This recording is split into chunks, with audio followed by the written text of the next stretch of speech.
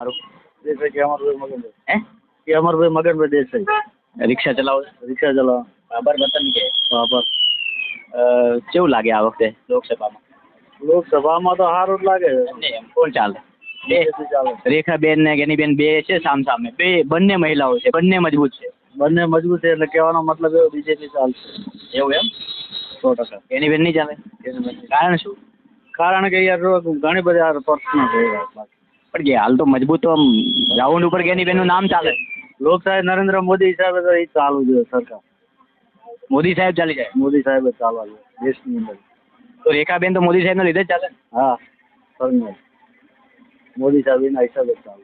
તો ગ્રાઉન્ડ ઉપર ગેનીબેન નું હાલ મજબૂત ચાલે ભલે મજબૂત ચાલે પણ બાકી તો આ ઉપર લાઈન તો આવે તો ને તો બધે મોદી સાહેબ જ ચાલવા જોઈએ. રિઝલ્ટ આવશે ત્યારે ખબર પડે રિઝલ્ટ આવશે તો ખબર પડે. કોણ આવશે રિઝલ્ટમાં રિઝલ્ટમાં તો 100% રેખાબેન જ આવી જાય. શું વાત છે એટલો વિશ્વાસ છે ઈશ્વર બીજેપી એવા રેખાબેને કયા કામ કરે રેખાબેન તો હજી કામ કરે આપણે જોવાનું કેવું નથી પણ તોય નવો ચહેરો જોઈએ આપણે દેશમાં. તો નવા ચહેરાનું નક્કી શું છે નક્કી અમે મોદી સાહેબ ને એ હિસાબે એમ બીજેપીમાં.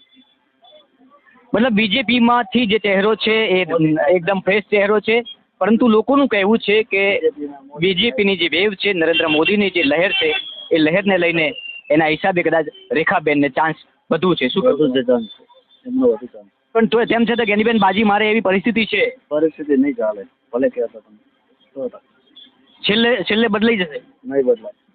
બીજેપી આવશે જ બનાસકાંઠા પાકું પાકું ફાઇનલ. બેકો તૂટી જાય તો કદાચ ના તૂટે કોઈ તૂટવાની શક્યતા જ નહીં. પીએમ મોદી સાહેબ ચાલવાના જ છે દેશમાં છવી આપવાની જ છે.